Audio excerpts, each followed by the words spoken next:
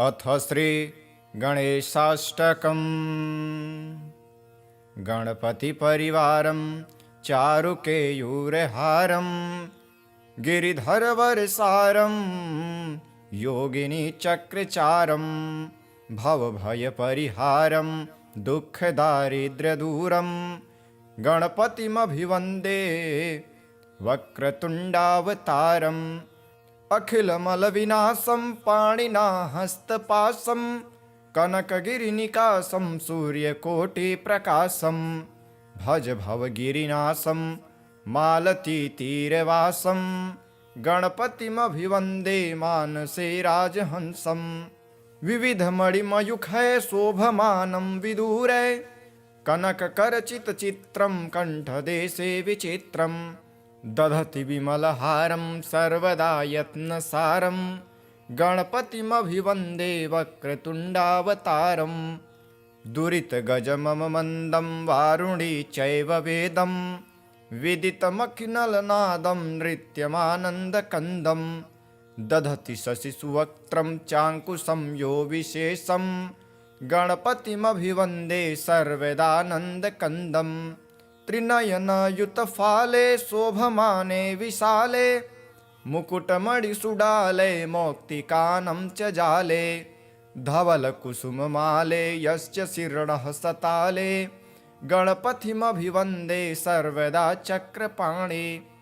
वपुषि महति रूपं पीठमादौ सुदीपं तदुपरि रसकोणं तस्य चोर्ध्वत्रिकोणम्। गजमितदलपद्मं संस्थितं चारुछद्मं गणपतिमभिवन्दे कल्पवृक्षस्य वृन्दे। वरदविशदशक्तं दक्षिणं यस्य हस्तं सदयमभयदं तं चिन्तये चिन्तसंस्थं। सबलकुटिलशुण्डं चक्रतुण्डं द्वितुण्डं गणपतिमभिवन्दे सर्वदा वक्रतुण्डम्। कल्पद्रुमाधस्थितिकामधेनुं चिन्तामणिं दक्षिणपाणिशुण्डं बिभ्राणमत्यद्भुतचित्ररूपं यः पूजयेत् तस्य समस्तसिद्धिः। व्यासाष्टकमिदं पुण्यं गणेशस्तवनं नृणां पठतां दुःखनाशाय विद्यां सश्रियमश्नुते। अथ श्री गणेशपञ्चरत्नम्। मुदाकरात् मोदकं सदा विमुक्तिसाधकं कलाधरावतंसकं विलासिलोकरक्षकम्। अनायकैकनायकं विनाशि देवदैत्यकं नताशुभाशुनाशकं नमामि तं विनायकम्। न तेतरातिभीकरं नवोदितार्कभास्वरं नमत्सुरारिनिर्जरं नताधिकापदुद्धरं। सुरेश्वरं निधीश्वरं गजेश्वरं गणेश्वरं महेश्वरं तमाश्रये परात्परं निरन्तरम्। समस्तलोकशङ्करं निरस्तदैत्यकुञ्जरं दरेतरोदरं वरं वरे भवक्त्रमक्षरम्। कृपाकरं क्षमाकरं मुदाकरं यशस्करं मनस्करं नमस्कृतां नमस्करोमि भास्वरम्। अकिञ्चनार्तिमार्जनं चिरन्तनोक्तिभाजनं पुरारिपूर्वनन्दनं सुरारिगर्वचर्वणं। प्रपञ्चनाशभीषणं धनञ्जयादिभूषणं कपोलदानवारणं भजे पुराणवारणम्। नितान्तकान्तदन्तकान्तिमन्तकान्तिकात्मजम् अचिन्त्यरूपमन्तहीनमन्तराय कृन्तनं। हृदन्तरे निरन्तरं वसन्तमेव योगिनां तमेकदन्तमेव तं विचिन्तयामि सन्ततम्। महागणेशपञ्चरत्नमादरेण योन्वहं प्रजल्पति प्रभातके हृदि स्मरन् गणेश्वरम्। अरोगतामदोषतां सुसाहितिं सुपुत्रतां समाहितायुरष्टभूतिमभ्युतैपि सोचिरात्। मुदाकराक्तमोदकं सदा विमुक्तिसाधकं कलाधरावतंसकं विलासिलोकरक्षकम्।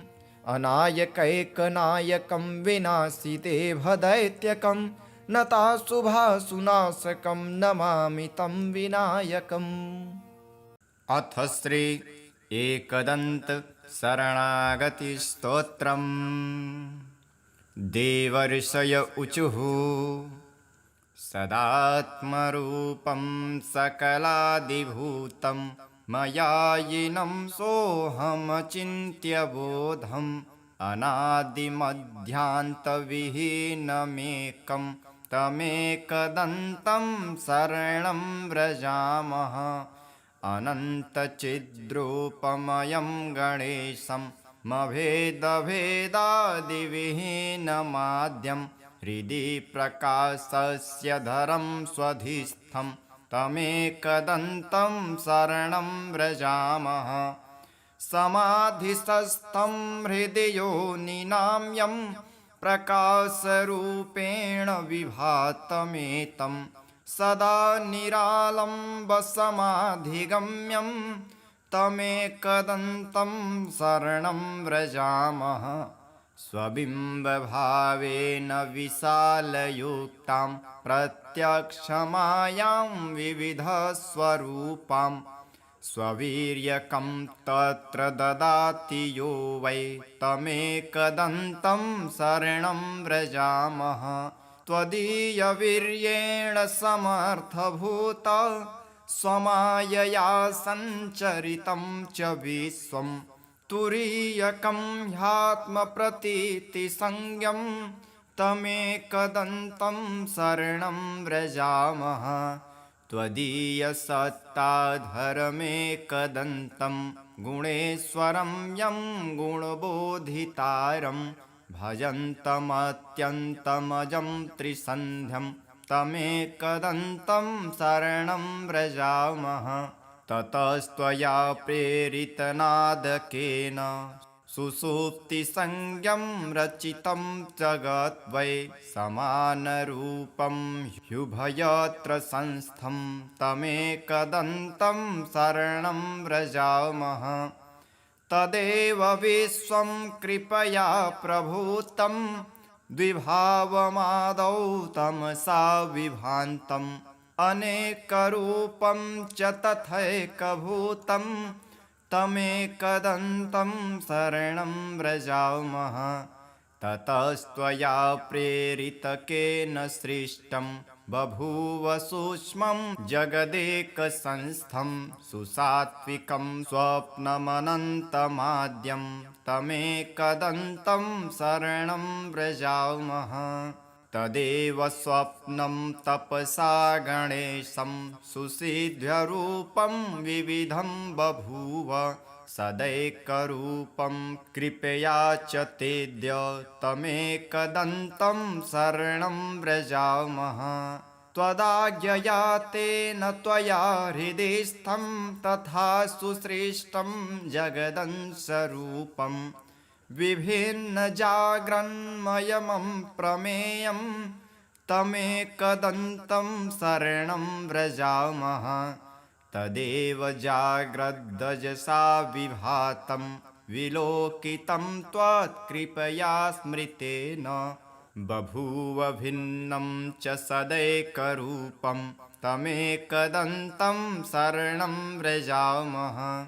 सदैव सृष्टिप्रकृतिस्वभात तदन्तरे त्वं च विभासि नित्यं धिया प्रदाता गणनाथ एकः तमेकदन्तं शरणं व्रजामः।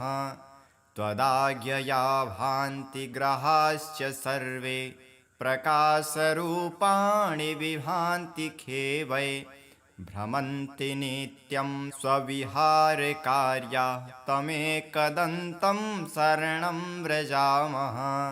त्वदाज्ञया सृष्टिकरो विधाज्ञा त्वदाज्ञया पालक एकविष्णुः त्वदाज्ञया संहरको हरोऽपि तमेकदन्तं शरणं व्रजामः। यदाज्ञया भूमिजलेऽत्र संस्थे यदाज्ञयापः प्रवहन्ति नद्यः स्वतीर्थसंस्थश्च कृतः समुद्रः तमेकदन्तं शरणं व्रजामः यदा यया देवगणादिविस्था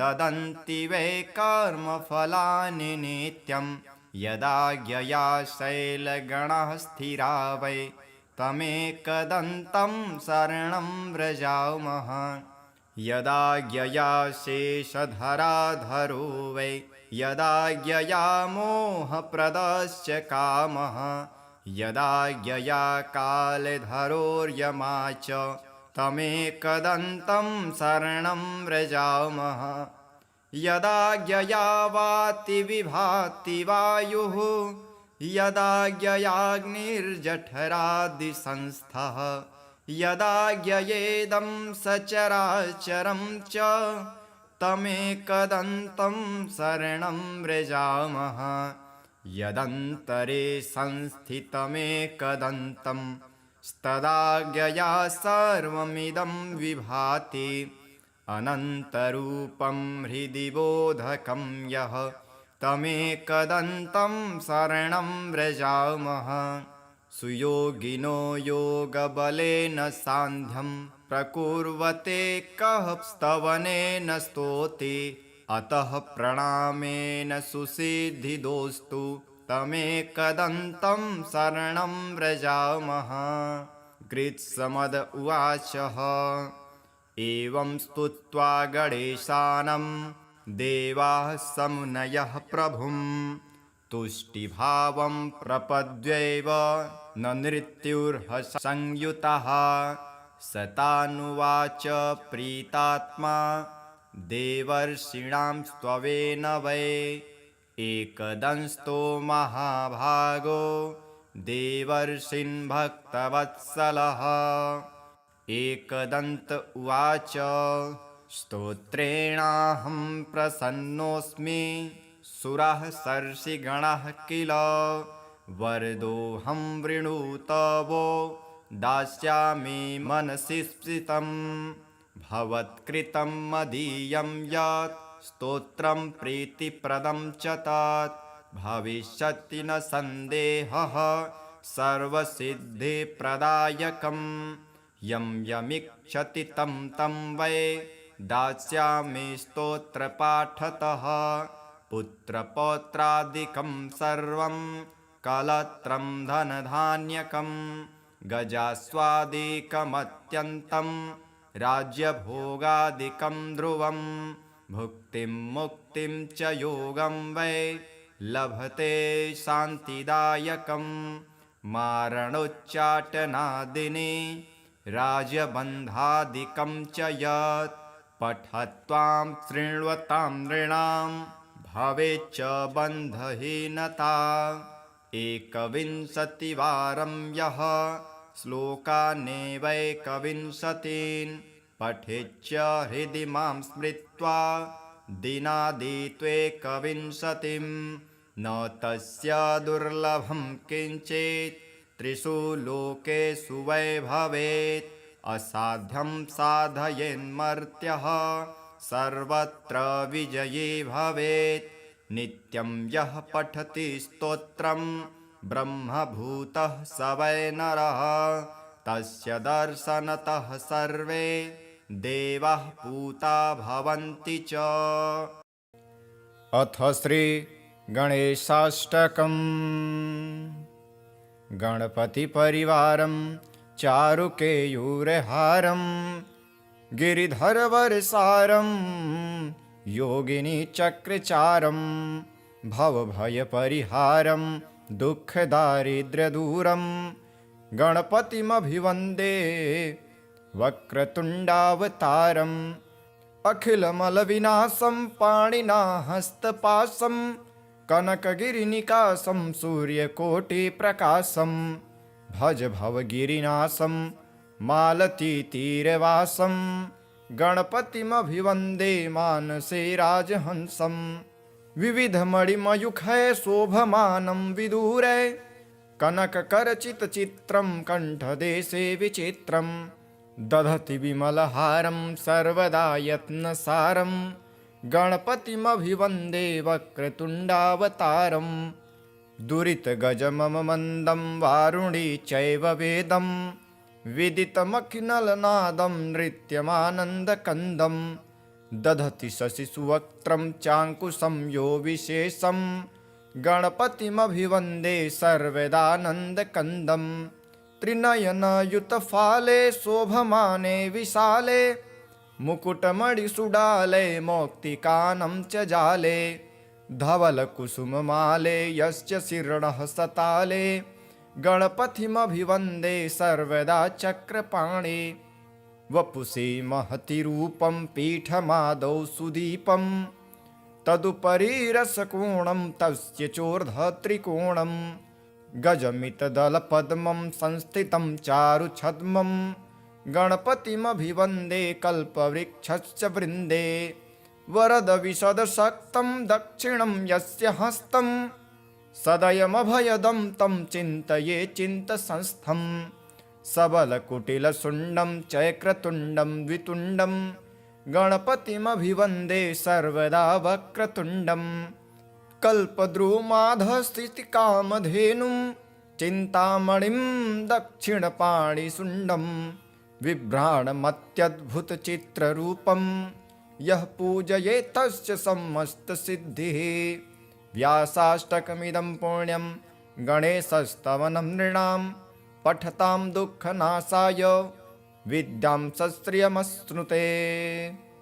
अथ श्री गणेशपञ्चरत्नं मुदाकरात् मोदकं सदा विमुक्तिसाधकं कलाधरावतंसकं विलासिलोकरक्षकम् अनायकैकनायकं विनाशिदेवदैत्यकं नताशुभासुनाशकं नमामि तं विनायकं न तेतरातिभीकरं नवोदितार्कभास्वरं नमत्सुरारिनिर्जरं नताधिकापदुद्धरं सुरेश्वरं निधीश्वरं गजेश्वरं गणेश्वरं महेश्वरं तमाश्रये परात्परं निरन्तरम् समस्तलोकशङ्करं निरस्तदैत्यकुञ्जरं दरेतरोदरं वरं वरे भवक्त्रमक्षरं कृपाकरं क्षमाकरं मुदाकरं यशस्करं मनस्करं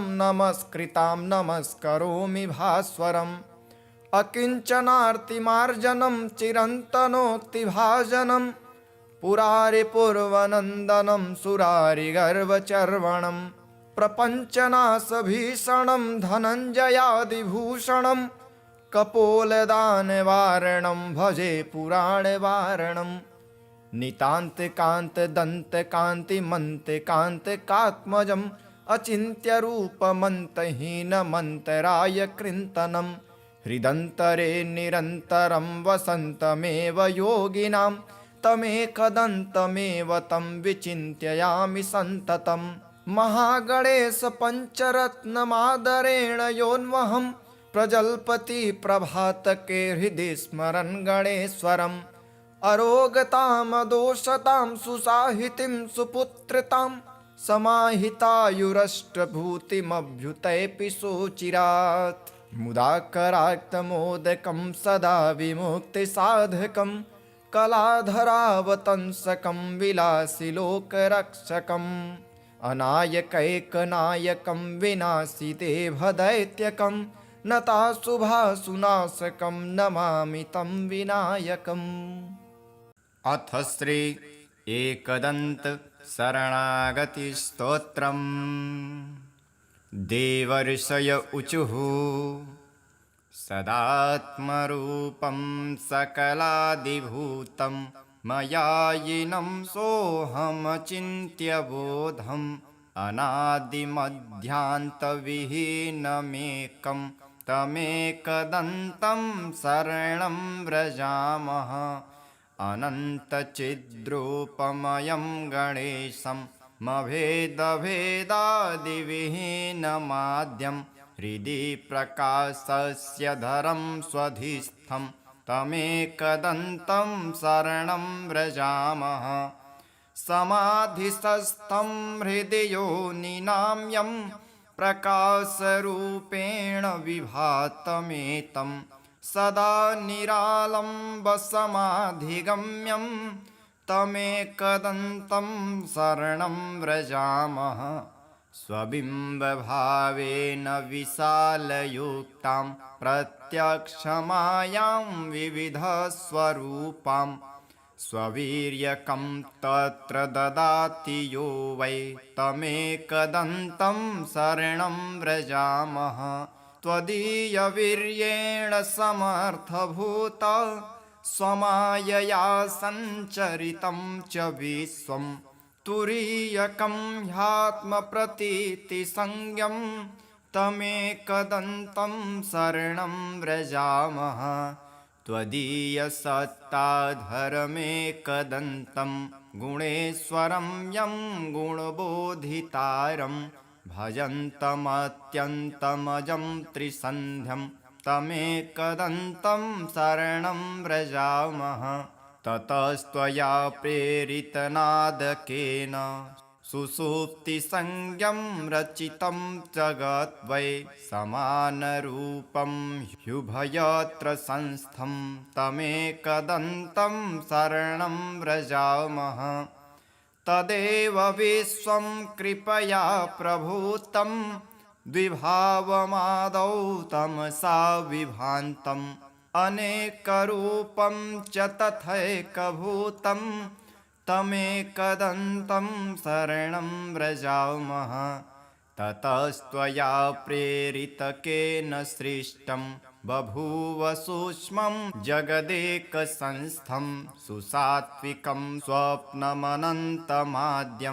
तमेकदन्तं शरणं व्रजामः तदेव स्वप्नं तपसा गणेशं सुसिद्ध्यरूपं विविधं बभूव सदैकरूपं कृपया च तेद्य तमेकदन्तं शरणं व्रजामः त्वदाज्ञया तेन त्वया हृदिस्थं तथा सुसृष्टं जगदंशरूपं विभिन्नजाग्रन्मयमं प्रमेयं तमेकदन्तं शरणं व्रजामः तदेव जाग्रद्दजसा विभातं विलोकितं त्वत्कृपया स्मृतेन बभूव भिन्नं च सदैकरूपं तमेकदन्तं शरणं व्रजामः सदैव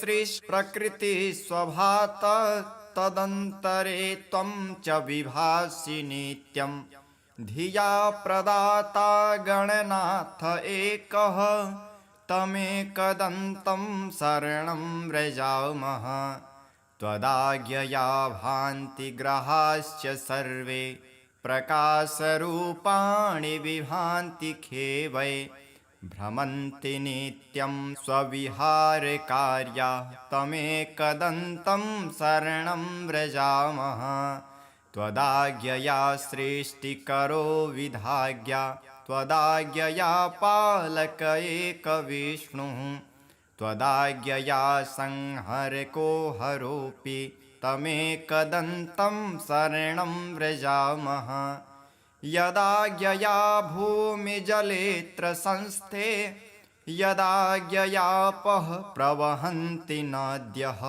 स्वतीर्थसंस्थश्च कृतः समुद्रः तमेकदन्तं शरणं व्रजामः यदाज्ञया देवगणादिविस्था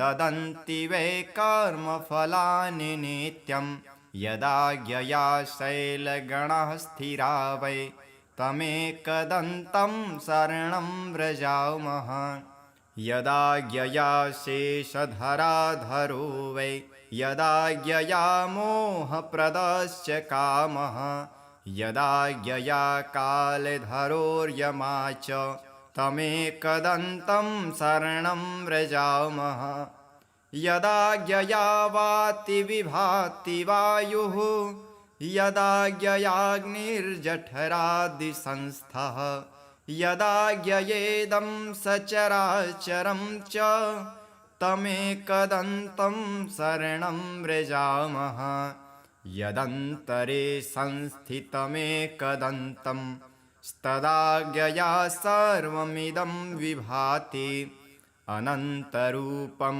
हृदि बोधकं यः तमेकदन्तं शरणं व्रजामः सुयोगिनो योगबलेन सान्ध्यं प्रकुर्वते कः स्तवनेन स्तोति अतः प्रणामेन सुसिद्धिदोस्तु तमेकदन्तं शरणं व्रजामः। कृत्समद उवाचः एवं स्तुत्वा गणेशानं देवाः समुनयः प्रभुं तुष्टिभावं प्रपद्यैव न नृत्युर्हसंयुतः सतानुवाच प्रीतात्मा देवर्षीणां स्त्ववेन वै एकदंस्तो महाभागो देवर्षीन् भक्तवत्सलः। एकदन्त उवाच स्तोत्रेणाहं प्रसन्नोऽस्मि सुराः सर्षिगणाः किल वरदोऽहं वृणुतवो दास्यामि मनसि स्फीतं भवत्कृतं मदीयं यत् स्तोत्रं प्रीतिप्रदं च तत् भविष्यति न सन्देहः सर्वसिद्धिप्रदायकम् यं यमिच्छति तं तं वै दास्यामि स्तोत्रपाठतः पुत्रपौत्रादिकं सर्वं कलत्रं धनधान्यकं गजास्वादिकमत्यन्तं राज्यभोगादिकं ध्रुवं भुक्तिं मुक्तिं च योगं वै लभते शान्तिदायकं मारणोच्चाटनादिनी राजबन्धादिकं च यत् पठत्वां शृण्वतां नृणां भवेच्च बन्धहीनता। एकविंशतिवारं यः श्लोकानेवैकविंशतीन् पठेच्च हृदि मां स्मृत्वा दिनादित्वेकविंशतिं न तस्य दुर्लभं किञ्चित् त्रिषु लोकेषु वै भवेत् असाध्यं साधयेन्मर्त्यः सर्वत्र विजयी भवेत्।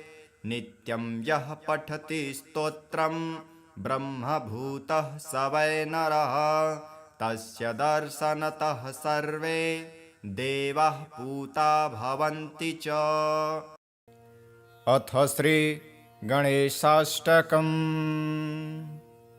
गणपतिपरिवारं चारुकेयूरहारं गिरिधरवरसारं योगिनीचक्रचारं भवभयपरिहारं दुःखदारिद्र्यदूरं गणपतिमभिवन्दे वक्रतुण्डावतारम् अखिलमलविनाशं पाणिना हस्तपाशं कनकगिरिनिकाशं सूर्यकोटिप्रकाशं भज भवगिरिनाशं मालतीतीरवासं गणपतिमभिवन्दे मानसे राजहंसं विविधमणिमयूखै शोभमानं विदूरे कनककरचितचित्रं कण्ठदेशे विचित्रं दधति विमलहारं सर्वदा यत्नसारं गणपतिमभिवन्दे वक्रतुण्डावतारं दुरितगजममन्दं वारुणी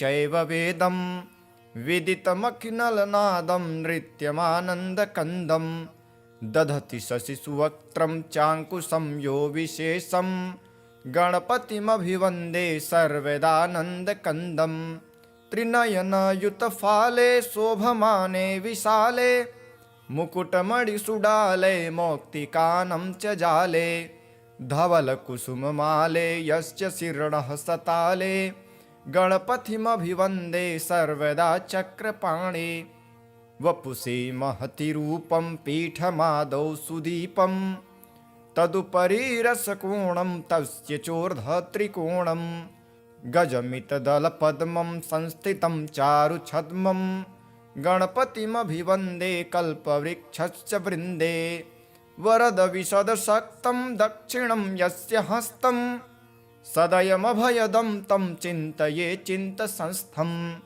सबलकुटिलशुण्डं चक्रतुण्डं द्वितुण्डं गणपतिमभिवन्दे सर्वदा वक्रतुण्डं कल्पद्रुमाधस्थितिकामधेनुं चिन्तामणिं दक्षिणपाणिशुण्डं बिभ्राणमत्यद्भुतचित्ररूपं यः पूजयेत् तस्य समस्तसिद्धिः व्यासाष्टकमिदं पुण्यं गणेशस्तवनं नृणां पठतां दुःखनाशाय विद्यां सश्रियमश्नुते।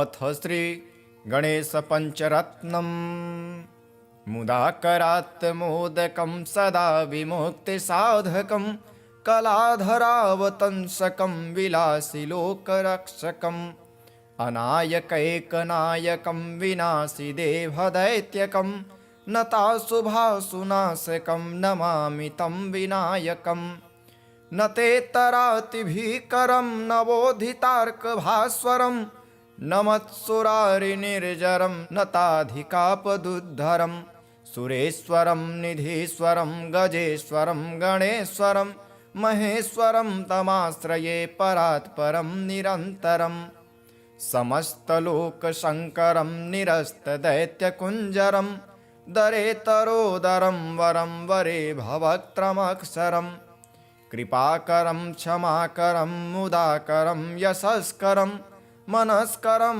नमस्कृतां नमस्करोमि भास्वरम् अकिञ्चनार्तिमार्जनं चिरन्तनोक्तिभाजनं पुरारिपूर्वनन्दनं सुरारिगर्वचर्वणं प्रपञ्चनाशभीषणं धनञ्जयादिभूषणं कपोलदानवारणं भजे पुराणवारणं नितान्तकान्तदन्तकान्तिमन्तकान्तिकात्मजम् अचिन्त्यरूपमन्तहीनमन्तराय कृन्तनं हृदन्तरे निरन्तरं वसन्तमेव योगिनां तमेकदन्तमेव तं विचिन्त्ययामि सन्ततम् महागणेशपञ्चरत्नमादरेण योन्वहं प्रजल्पति प्रभातके हृदि स्मरन् गणेश्वरम् अरोगतामदोषतां सुसाहितिं सुपुत्रतां समाहितायुरष्टभूतिमभ्युतैपि सोचिरात् मुदाकराक्तमोदकं सदा विमुक्तिसाधकं कलाधरावतंसकं विलासिलोकरक्षकम् अनायकैकनायकं विनाशिदेवदैत्यकं नताशुभाशुनाशकं नमामि तं विनायकम्।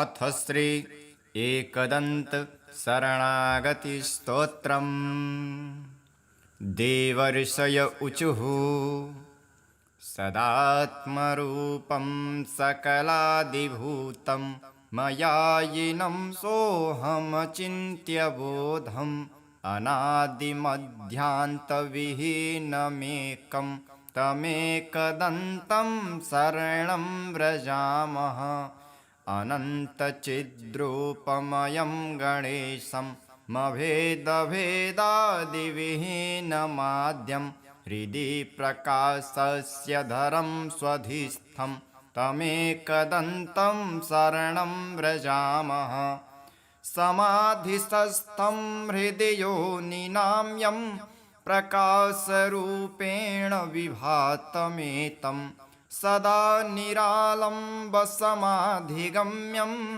तमेकदन्तं शरणं व्रजामः स्वबिम्बभावेन विशालयुक्तां प्रत्यक्षमायां विविधस्वरूपां स्ववीर्यकं तत्र ददाति यो वै तमेकदन्तं शरणं व्रजामः त्वदीयवीर्येण समर्थभूत स्वमायया सञ्चरितं च विश्वं तुरीयकं ह्यात्मप्रतीतिसंज्ञं तमेकदन्तं शरणं व्रजामः त्वदीयसत्ताधरमेकदन्तं गुणेश्वरं यं गुणबोधितारं भजन्तमत्यन्तमजं त्रिसन्ध्यं तमेकदन्तं शरणं व्रजामः ततस्त्वया प्रेरितनादकेन सुषुप्तिसंज्ञं रचितं जगत् वै समानरूपं ह्युभयत्र संस्थं तमेकदन्तं शरणं व्रजामः। तदेव विश्वं कृपया प्रभूतं द्विभावमादौ तमसा विभान्तम् अनेकरूपं च तथैकभूतं तमेकदन्तं शरणं व्रजामः। ततस्त्वया प्रेरितकेन सृष्टं बभूव सूक्ष्मं जगदेकसंस्थं सुसात्विकं स्वप्नमनन्तमाद्यं तमेकदन्तं शरणं व्रजामः। तदेव स्वप्नं तपसा गणेशं सुसिद्ध्यरूपं विविधं बभूव सदैकरूपं कृपया च तेद्य तमेकदन्तं शरणं व्रजामः। त्वदाज्ञया तेन त्वया हृदिस्थं तथा सुसृष्टं जगदंशरूपं विभिन्नजाग्रन्मयमं प्रमेयं तमेकदन्तं शरणं व्रजामः। तदेव जाग्रद्दजसा विभातं विलोकितं त्वत्कृपया स्मृतेन बभूव भिन्नं च सदैकरूपं तमेकदन्तं शरणं व्रजामः। सदैव सृष्टिप्रकृतिस्वभात तदन्तरे त्वं च विभासि नित्यं धिया प्रदाता गणनाथ एकः तमेकदन्तं शरणं व्रजामः। त्वदाज्ञया भान्ति ग्रहाश्च सर्वे प्रकाशरूपाणि विभान्ति खेवै भ्रमन्ति नित्यं स्वविहारकार्या तमेकदन्तं शरणं व्रजामः।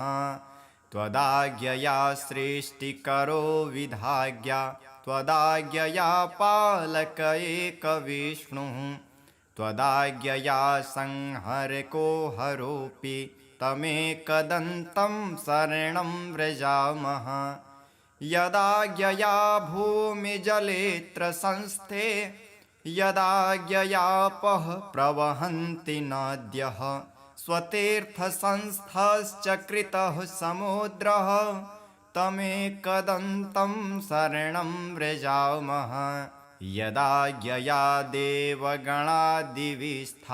ददन्ति वै कर्मफलानि नित्यं यदाज्ञया शैलगणाः स्थिरा वै तमेकदन्तं शरणं व्रजामः। यदाज्ञया शेषधराधरो वै यदाज्ञया मोहप्रदश्च कामः यदाज्ञया कालधरोर्यमा च तमेकदन्तं शरणं व्रजामः।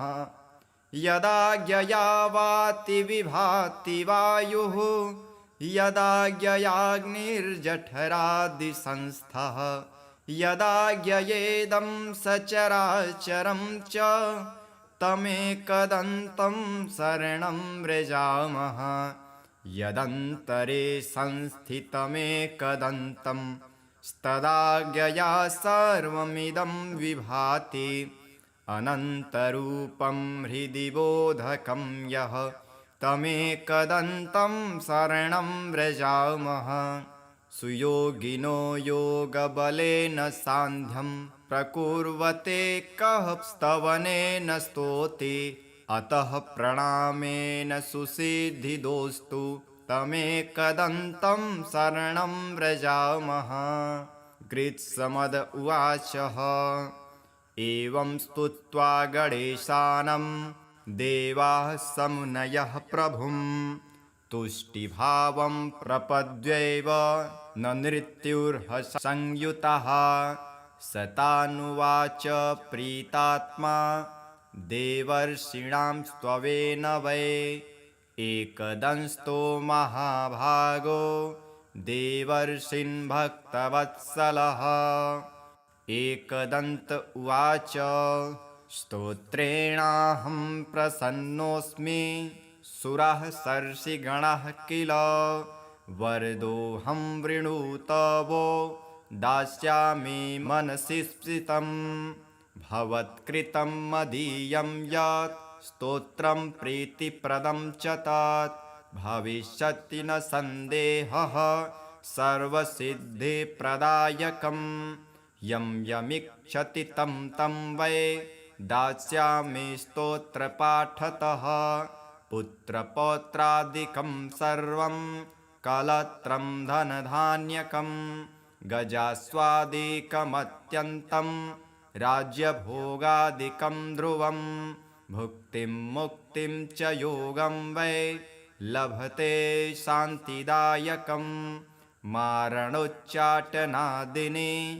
राजबन्धादिकं च यत् पठत्वां शृण्वतां नृणां भवेच्च बन्धहीनता एकविंशतिवारं यः श्लोकानेवैकविंशतीन् पठेच्च हृदि मां स्मृत्वा दिनादित्वेकविंशतिं न तस्य दुर्लभं किञ्चित् त्रिषु लोकेषु वै भवेत् असाध्यं साधयेन्मर्त्यः सर्वत्र विजयी भवेत् नित्यं यः पठति स्तोत्रं ब्रह्मभूतः स वै नरः तस्य दर्शनतः सर्वे देवाः पूता भवन्ति च। अथ श्री गणेशाष्टकम्। गणपतिपरिवारं चारुकेयूरहारं गिरिधरवरसारं योगिनीचक्रचारं भवभयपरिहारं दुःखदारिद्र्यदूरं गणपतिमभिवन्दे वक्रतुण्डावतारम् अखिलमलविनाशं पाणिना हस्तपाशं कनकगिरिनिकाशं सूर्यकोटिप्रकाशं भज भवगिरिनाशं मालतीतीरवासं गणपतिमभिवन्दे मानसे राजहंसं विविधमणिमयूखै शोभमानं विदूरे कनककरचितचित्रं कण्ठदेशे विचित्रं दधति विमलहारं सर्वदा यत्नसारं गणपतिमभिवन्दे वक्रतुण्डावतारं दुरितगजममन्दं वारुणी चैव वेदं विदितमखिनलनादं नृत्यमानन्दकन्दं दधति शशिसुवक्त्रं चाङ्कुशं यो विशेषं गणपतिमभिवन्दे सर्वदानन्दकन्दं त्रिनयनयुतफाले शोभमाने विशाले मुकुटमणिसुडाले मौक्तिकानं च जाले धवलकुसुममाले यस्य शिरणः सताले गणपतिमभिवन्दे सर्वदा चक्रपाणे वपुषि महति रूपं पीठमादौ सुदीपं तदुपरि रसकोणं तस्य चोर्ध्वत्रिकोणं गजमितदलपद्मं संस्थितं चारुछद्मं गणपतिमभिवन्दे कल्पवृक्षस्य वृन्दे वरदविशदशक्तं दक्षिणं यस्य हस्तं सदयमभयदं तं चिन्तये चिन्तसंस्थं सबलकुटिलशुण्डं चक्रतुण्डं द्वितुण्डं गणपतिमभिवन्दे सर्वदा वक्रतुण्डं कल्पद्रुमाधस्थितिकामधेनुं चिन्तामणिं दक्षिणपाणिशुण्डं बिभ्राणमत्यद्भुतचित्ररूपं यः पूजयेत् तस्य समस्तसिद्धिः व्यासाष्टकमिदं पुण्यं गणेशस्तवनं नृणां पठतां दुःखनाशाय विद्यां सश्रियमश्नुते।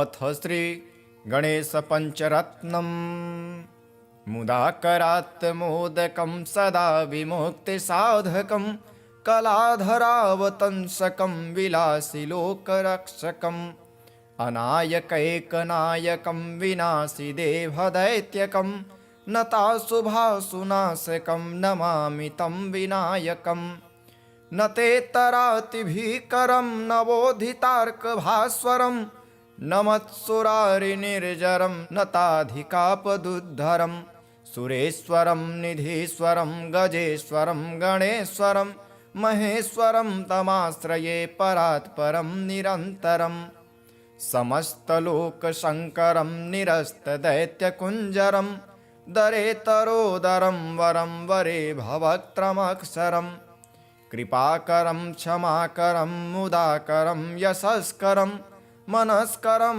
नमस्कृतां नमस्करोमि भास्वरम् अकिञ्चनार्तिमार्जनं चिरन्तनोक्तिभाजनं पुरारिपूर्वनन्दनं सुरारिगर्वचर्वणं प्रपञ्चनाशभीषणं धनञ्जयादिभूषणं कपोलदानवारणं भजे पुराणवारणं नितान्तकान्तदन्तकान्तिमन्तकान्तिकात्मजम् अचिन्त्यरूपमन्तहीनमन्तराय कृन्तनं हृदन्तरे निरन्तरं वसन्तमेव योगिनां तमेकदन्तमेव तं विचिन्तयामि सन्ततम् महागणेश पञ्चरत्नमादरेण योन्वहं प्रजल्पति प्रभातके हृदि स्मरन् गणेश्वरम् अरोगतामदोषतां सुसाहितिं सुपुत्रतां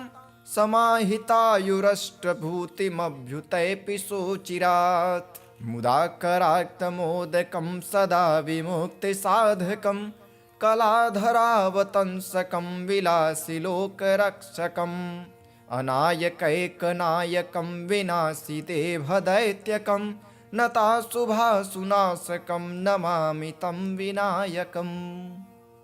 अथ श्री एकदन्त शरणागतिस्तोत्रम्।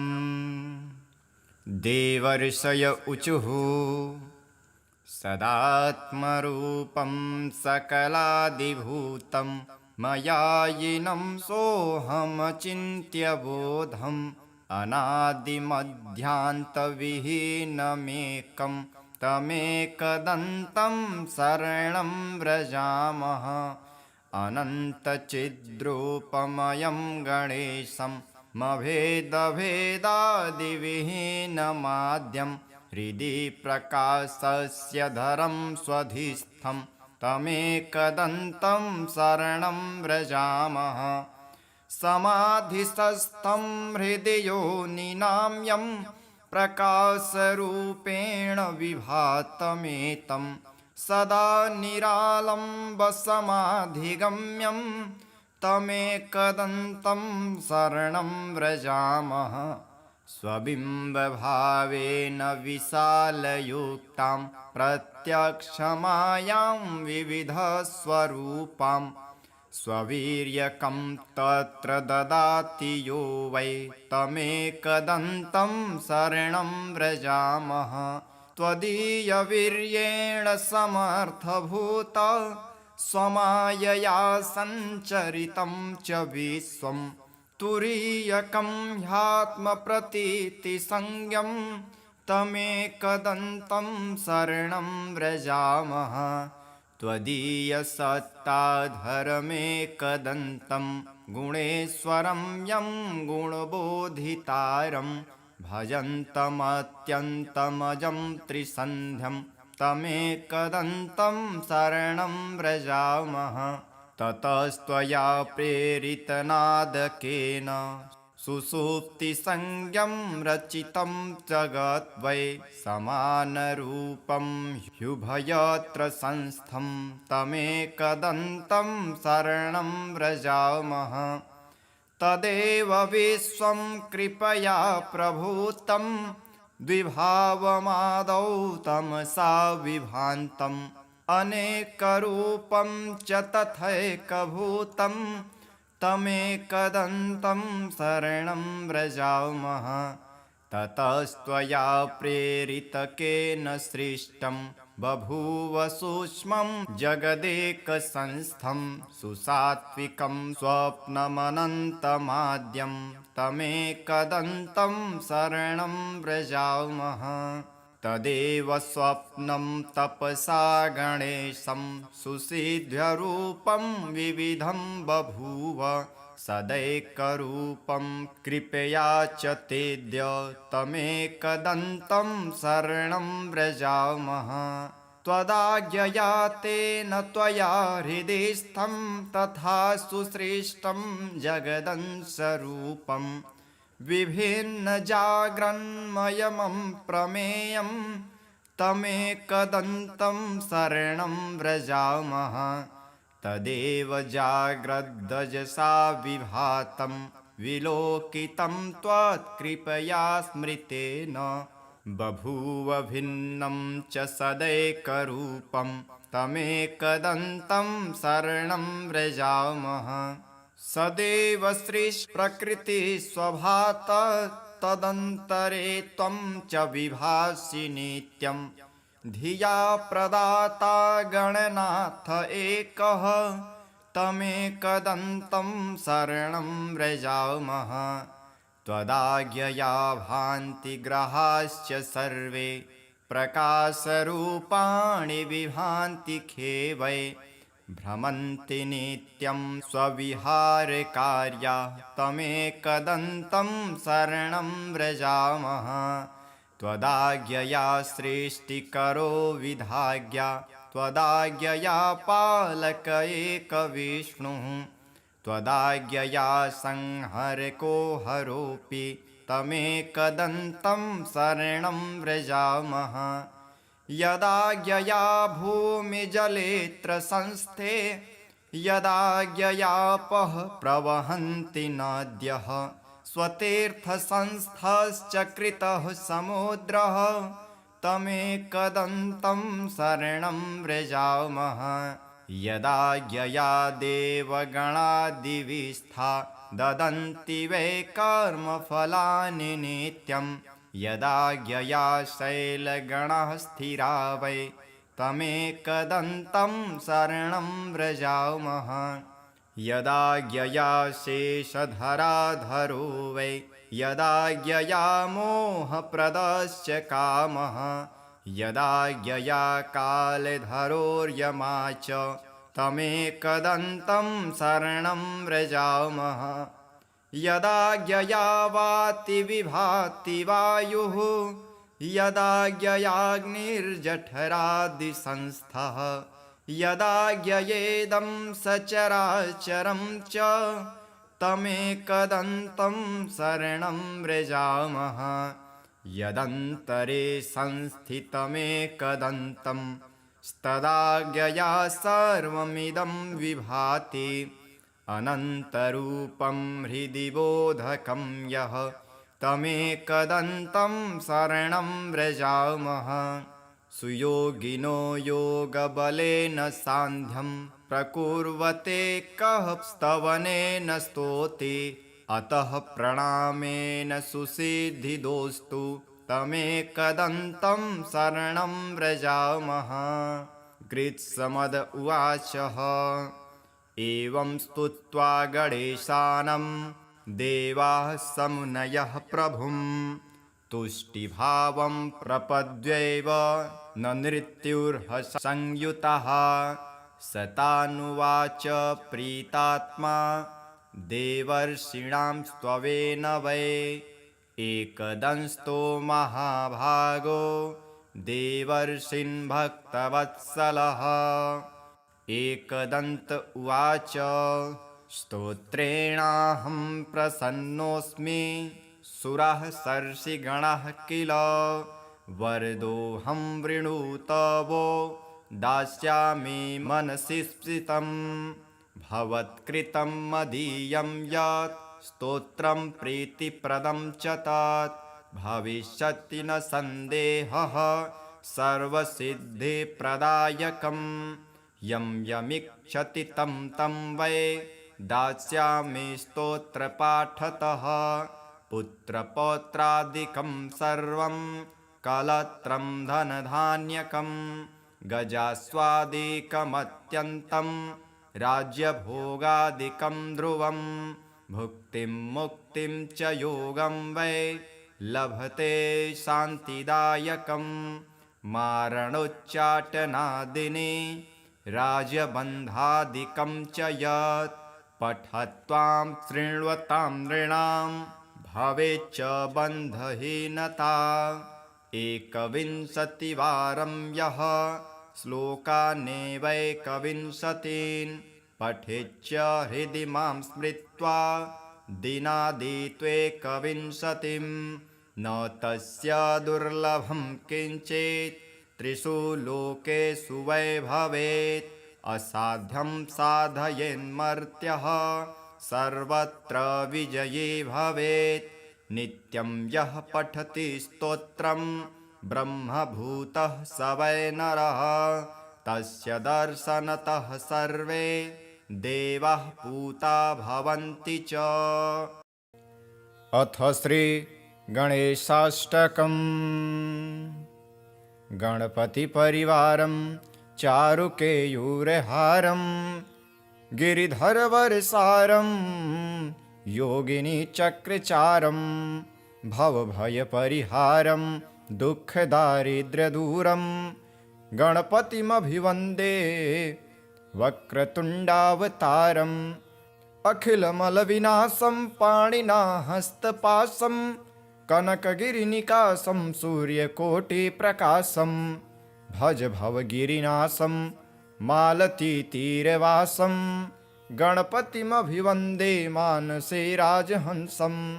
विविधमणिमयूखै शोभमानं विदूरे कनककरचितचित्रं कण्ठदेशे विचित्रं दधति विमलहारं सर्वदा यत्नसारं गणपतिमभिवन्दे वक्रतुण्डावतारं। दुरितगजममन्दं वारुणी चैव वेदं विदितमखिनलनादं नृत्यमानन्दकन्दं दधति शशिसुवक्त्रं चाङ्कुशं यो विशेषं गणपतिमभिवन्दे सर्वदानन्दकन्दं। त्रिनयनयुतफाले शोभमाने विशाले मुकुटमणिसुडाले मौक्तिकानं च जाले धवलकुसुममाले यस्य शिरणः सताले गणपतिमभिवन्दे सर्वदा चक्रपाणे। वपुषि महति रूपं पीठमादौ सुदीपं तदुपरि रसकोणं तस्य चोर्ध्वत्रिकोणं गजमितदलपद्मं संस्थितं चारुछद्मं गणपतिमभिवन्दे कल्पवृक्षस्य वृन्दे। वरदविशदशक्तं दक्षिणं यस्य हस्तं सदयमभयदं तं चिन्तये चिन्तसंस्थं सबलकुटिलशुण्डं चक्रतुण्डं द्वितुण्डं गणपतिमभिवन्दे सर्वदा वक्रतुण्डं। कल्पद्रुमाधस्थितिकामधेनुं चिन्तामणिं दक्षिणपाणिशुण्डं बिभ्राणमत्यद्भुतचित्ररूपं यः पूजयेत् तस्य समस्तसिद्धिः। व्यासाष्टकमिदं पुण्यं गणेशस्तवनं नृणां पठतां दुःखनाशाय विद्यां सश्रियमश्नुते। अथ श्री गणेशपञ्चरत्नम्। मुदाकरात् मोदकं सदा विमुक्तिसाधकं कलाधरावतंसकं विलासिलोकरक्षकम् अनायकैकनायकं विनाशि देवदैत्यकं नताशुभाशुनाशकं नमामि तं विनायकं। न तेतरातिभीकरं नवोदितार्कभास्वरं नमत्सुरारिनिर्जरं नताधिकापदुद्धरं सुरेश्वरं निधीश्वरं गजेश्वरं गणेश्वरं महेश्वरं तमाश्रये परात्परं निरन्तरम्। समस्तलोकशङ्करं निरस्तदैत्यकुञ्जरं दरेतरोदरं वरं वरे भवक्त्रमक्षरं कृपाकरं क्षमाकरं मुदाकरं यशस्करं मनस्करं नमस्कृतां नमस्करोमि भास्वरम्। अकिञ्चनार्तिमार्जनं चिरन्तनोक्तिभाजनं पुरारिपूर्वनन्दनं सुरारिगर्वचर्वणं प्रपञ्चनाशभीषणं धनञ्जयादिभूषणं कपोलदानवारणं भजे पुराणवारणं नितान्तकान्तदन्तकान्तिमन्त्रकान्तिकात्मजम् अचिन्त्यरूपमन्तहीनमन्तराय कृन्तनं हृदन्तरे निरन्तरं वसन्तमेव योगिनां तमेकदन्तमेव तं विचिन्तयामि सन्ततम् महागणेश पञ्चरत्नमादरेण योन्वहं प्रजल्पति प्रभातके हृदि स्मरन् गणेश्वरम् अरोगतामदोषतां सुसाहितिं सुपुत्रतां समाहितायुरष्टभूतिमभ्युतैपि सोचिरात् मुदाकराक्तमोदकं सदा विमुक्तिसाधकं कलाधरावतंसकं विलासिलोकरक्षकम् अनायकैकनायकं विनाशिते भदैत्यकं नताशुभासुनाशकं नमामि तं विनायकम्। अथ श्री एकदन्त शरणागति स्तोत्रम्। देवर्षय ऊचुः सदात्मरूपं सकलादिभूतं मयायिनं सोऽहमचिन्त्य बोधम् अनादिमध्यान्तविहीनमेकं तमेकदन्तं शरणं व्रजामः। अनन्तचिद्रूपमयं गणेशं मभेदभेदादिविहीनमाद्यं हृदि प्रकाशस्य धरं स्वधिस्थं तमेकदन्तं शरणं व्रजामः।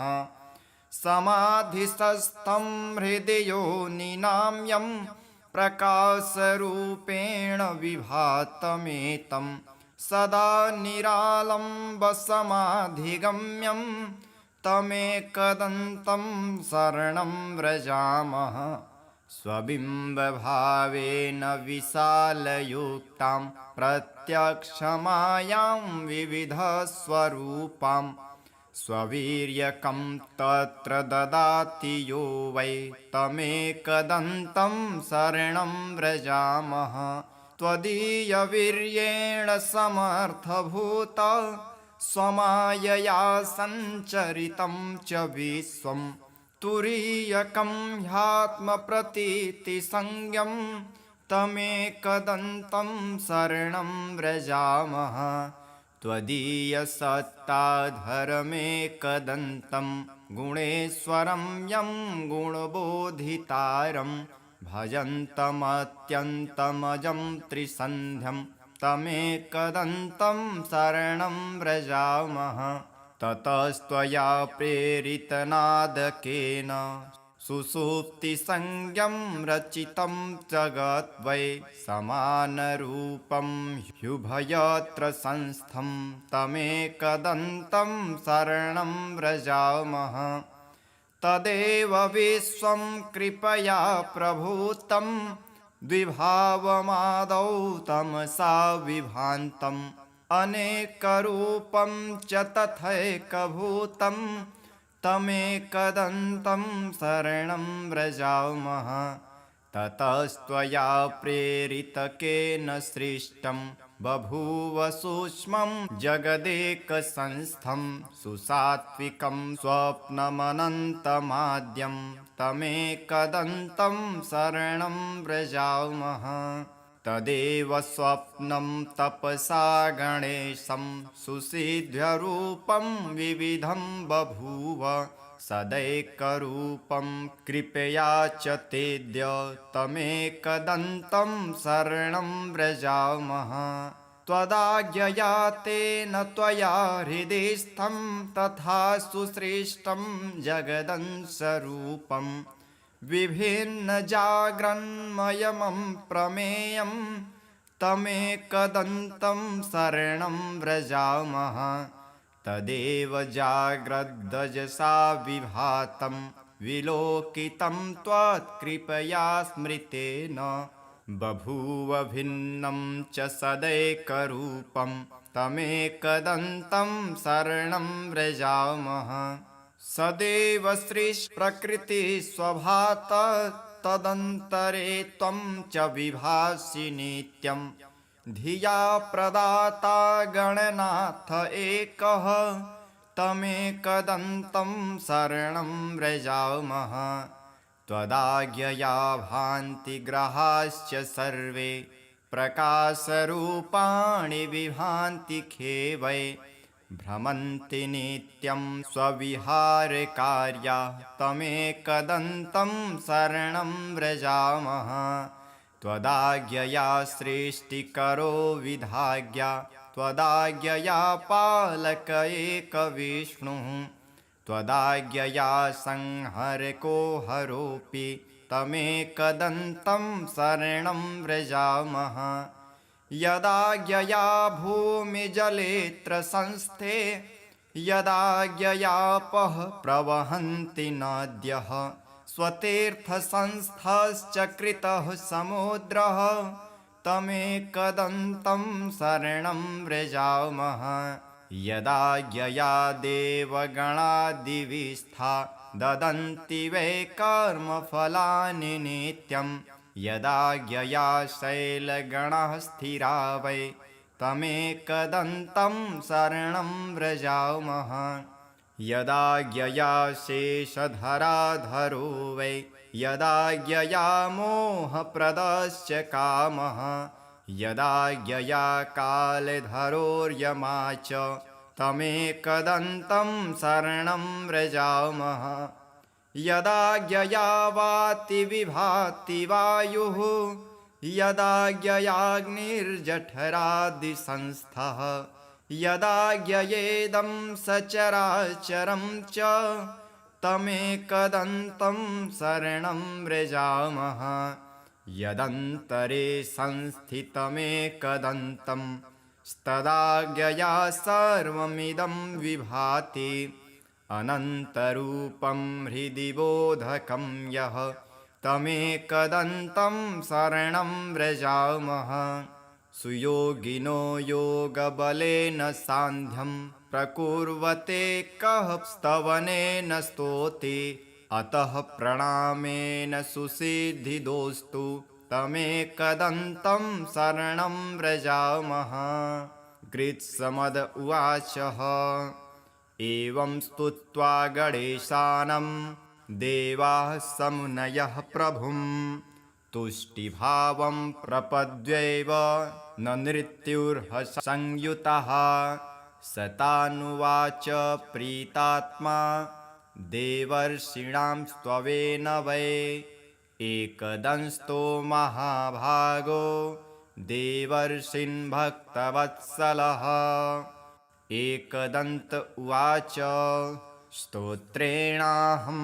प्रसन्नोऽस्मि सुराः सर्षिगणाः किल वरदोऽहं वृणुतवो दास्यामि मनसि स्फीतं भवत्कृतं मदीयं यत् स्तोत्रं प्रीतिप्रदं च तत् भविष्यति न सन्देहः सर्वसिद्धिप्रदायकं यं यमिच्छति तं तं वै दास्यामि स्तोत्रपाठतः पुत्रपौत्रादिकं सर्वं कलत्रं धनधान्यकं गजास्वादिकमत्यन्तं राज्यभोगादिकं ध्रुवं भुक्तिं मुक्तिं च योगं वै लभते शान्तिदायकं मारणोच्चाटनादिनी राजबन्धादिकं च यत् पठत्वां शृण्वतां नृणां भवेच्च बन्धहीनता एकविंशतिवारं यः श्लोकानेवैकविंशतीन् पठेच्च हृदि मां स्मृत्वा दिनादित्वेकविंशतिं न तस्य दुर्लभं किञ्चित् त्रिषु लोकेषु वै भवेत् असाध्यं साधयेन्मर्त्यः सर्वत्र विजयी भवेत् नित्यं यः पठति स्तोत्रं ब्रह्मभूतः स वै नरः तस्य दर्शनतः सर्वे देवाः पूता भवन्ति च।